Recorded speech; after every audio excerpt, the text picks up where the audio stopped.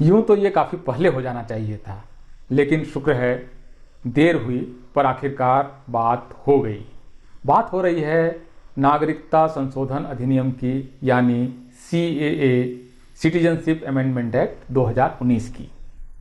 ये कानून बना 2019 में, लागू हो रहा है 2024 में। 5 साल का डिले ऑलरेडी हो चुका है, लेकिन अब चूंकि लागू हो रहा है तो इस कानून को किस तरह से समझें, इस कानून का विरोध करें या ना करें, इसके लिए वीडियो बनाया गया है। कॉपीराइट फ्री वीडियो है, इसका आप पूरा का पूरा या किसी अंश का किसी भी तरह से इस्तेमाल कर सकते हैं, यूट्यूब या कहीं भी लगा सकते हैं। मैं इस पर कोई राइट्स क्लेम नहीं कर रहा हूं, मैं इस पर कोई रेवेन्यू नहीं ले रहा हूं। तो ये जो सिटीजनशिप अमेंडमेंट एक्ट है, इसको समझने के लिए बहुत इंपॉर्टेंट है कुछ तारीखों के जरिए इसको समझा जाए। और वो तारीखें क्या है? एक तारीख 1906, दूसरा तारीख 1947, तीसरी तारीख 1971, चौथी तारीख 2019 और पांचवी तारीख 2024। इन तारीखों के जरिए, 5 तारीखों के जरिए मैं आपको बताने की कोशिश करूंगा कि सिटीजनशिप अमेंडमेंट एक्ट क्या है, इसका विरोध करना चाहिए या इसका समर्थन करना चाहिए। तो देखिए, कहानी शुरू होती है 1906 में। ब्रिटिश भारत है, जिसमें कि अफगानिस्तान का थोड़ा सा हिस्सा, पूरा का पूरा पाकिस्तान, भारत और बांग्लादेश, आज की जो बाउंड्रीज हैं, ये मिलाकर ब्रिटिश इंडिया बना था। तो इसको जब ये आहट आई कि ब्रिटिश लोगों के बगैर हम इस देश को चलाएंगे या थोड़ी बहुत स्वायत्तता आएगी, अपना भी कुछ चलेगा, तो प्रकारांतर में पहले कांग्रेस और उसके बाद मुस्लिम लीग की स्थापना होती है। तो 1906 में ढाका शहर में मुस्लिम लीग की स्थापना होती है और वो धीरे धीरे इस डिमांड की ओर आगे बढ़ता है कि मुसलमानों के साथ इस देश में न्याय नहीं हो पाएगा और हमें एक अलग राष्ट्र चाहिए। और इस राष्ट्र का आधार क्या होगा? इस राष्ट्र का आधार होगा इस्लाम और व्यक्तियों का मुसलमान होना। तो इस आधार पर उन्होंने अपनी राजनीति शुरू की। और आप जानते हैं, जैसा कि उस डिटेल में मैं नहीं जा रहा हूं, कि किस तरह से विभाजन की मांग होती है। अंग्रेजों के सामने सेपरेट इलेक्टोरेट मुसलमानों के लिए मांगा जाता है, अंग्रेज उसको देते भी हैं, अलग अलग हिस्सों में मुस्लिम लीग की सरकारें बनती हैं और उसके बाद वो अलग राष्ट्र की मांग वो करने लगता है। और इसके बाद बहुत बड़े पैमाने पर दंगे होते हैं और भारत के तमाम राजनीतिक दल और ब्रिटिश सरकार इस नतीजे पहुंचती है कि ये विभाजन कर देना चाहिए, क्योंकि इसके बगैर बात नहीं बनती। ये साथ साथ 2 समुदाय नहीं रह सकते हैं, ये कॉम्पेटिबल नहीं है और इनको हमको अलग अलग कर देना चाहिए। तो ये विभाजन यहाँ पर इसकी बात शुरू होती है। ये करते करते आपको 1947 आ जाता है, विभाजन का दिन करीब आ जाता है। विभाजन होना है 14 और 15 अगस्त को। भारत 2 हिस्सों में बंटना है, लेकिन कैसे बंटना है, इसके लिए तो नक्शे पर लाइनें खींची जाएंगी। तो ये काम जो है सिरिल रेडक्लिफ साहब को सौंपा जाता है, जो लॉयर हैं और ब्रिटेन के काफ़ी एलीट परिवार से आए हुए व्यक्ति हैं। उनको ये काम दिया जाता है और इस काम को करने के लिए उनके पास मुश्किल से कुछ हफ्ते हैं, भारत जैसे बड़े देश में, कि कहाँ मुसलमान है, कहाँ हिंदू है, कौन कहाँ बहुल है, कौन कहाँ कम है। ये काम उनको 5 हफ्ते में करना था। तो उन्होंने फटाफट दोनों पक्ष के 2-2 लोग बुलाए और उन्होंने ये एक लाइनें खींच दी। उन्होंने एक लाइन उन्होंने पश्चिम की तरफ खींच दी, एक लाइन पूर्व की तरफ खींच दी और कहा कि हमने काम कर दिया। उन्होंने अपने सारे दस्तावेज जला डाले और उसके बाद वो चले गए। तो कोई एविडेंस भी नहीं है कि क्या हुआ।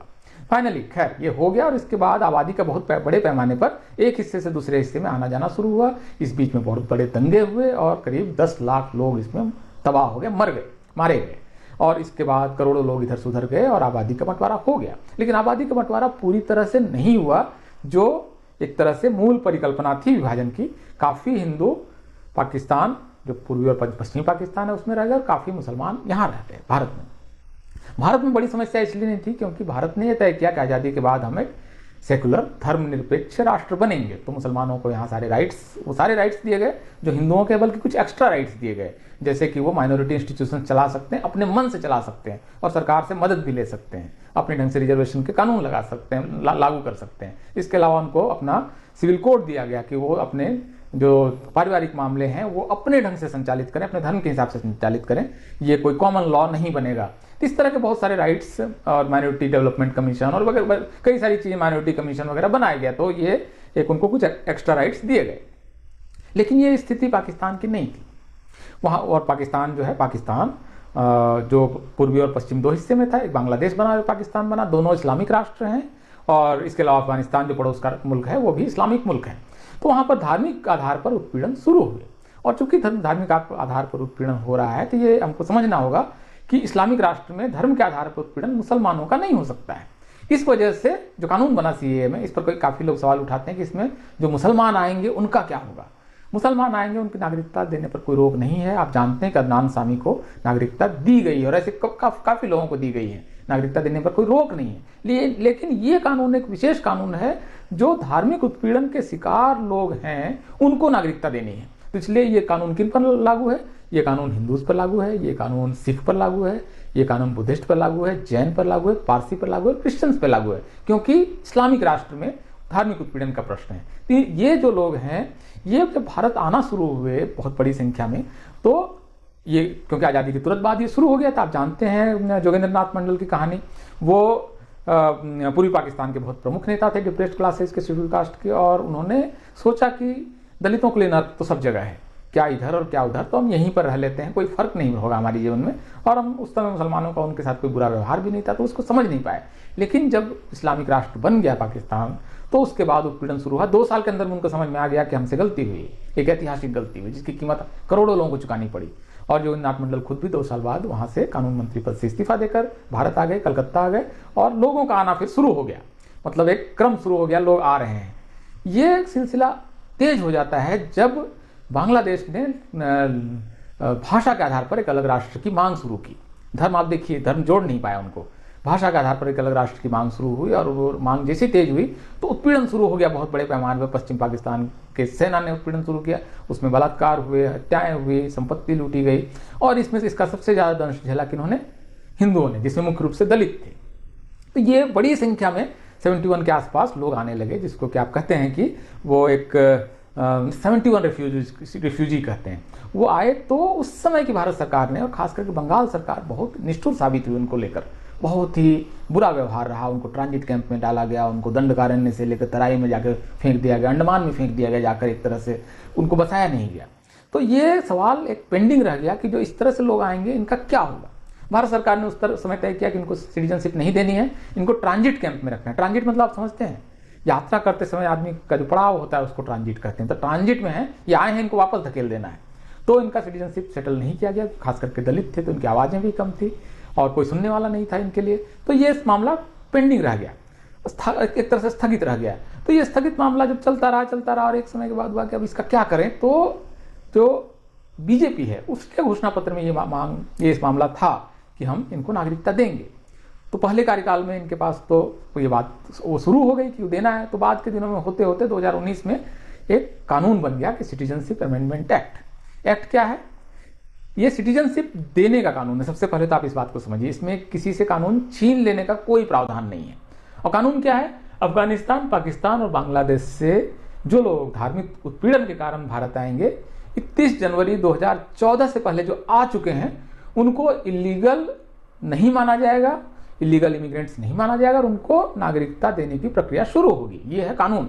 तो ये कानून बन गया, संसद के दोनों सदनों में पास हो गया, राष्ट्रपति से इसका अनुमोदन हो गया और फिर ये कानून जो है गजट में प्रकाशित हो गया। कानून लागू होना चाहिए था, लेकिन आप जानते हैं कि इससे पहले कितने तरह का विरोध, कितने तरह की अफवाहें, और सरकार से भी इस मामले में गलती हुई कि उन्होंने एनआरसी के साथ इसको मिलाकर लागू करने की कोशिश की, जो कि इस मामले को उसने और पेचीदा बना दिया, जबकि उसको कोई जरूरत नहीं थी। कुल मिलाकर बहुत पेचीदा मामला बन गया। उस विरोध की वजह से भारत सरकार ने इसको उस समय लागू करना उचित नहीं समझा। लेकिन वो डिमांड तो थी, वो डिमांड बंगाल में और तमाम जगहों पर जो रिफ्यूजीज हैं उनकी डिमांड आती रही। फाइनली 2024 में ये कानून लागू हो रहा है और फरवरी महीने में, और ये कानून अब जब लागू हो रहा है तो मुझे लगता है कि किसी के लिए इसका विरोध करने का कोई कारण नहीं है। ये धार्मिक आधार पर भेदभाव नहीं करता है, क्योंकि ये धार्मिक उत्पीड़न के शिकार लोगों को मदद देने का कानून है। तो जाहिर है कि इस्लामिक देश में मुसलमानों पर धार्मिक उत्पीड़न नहीं होगा, उनके लिए ये कानून नहीं है। लेकिन इसका आधार मतलब ये नहीं कि वो धार्मिक आधार पर भेदभाव करता है। किसी मुसलमान या किसी भी धर्म के किसी व्यक्ति की नागरिकता ले लेने का इसमें कोई प्रावधान नहीं है।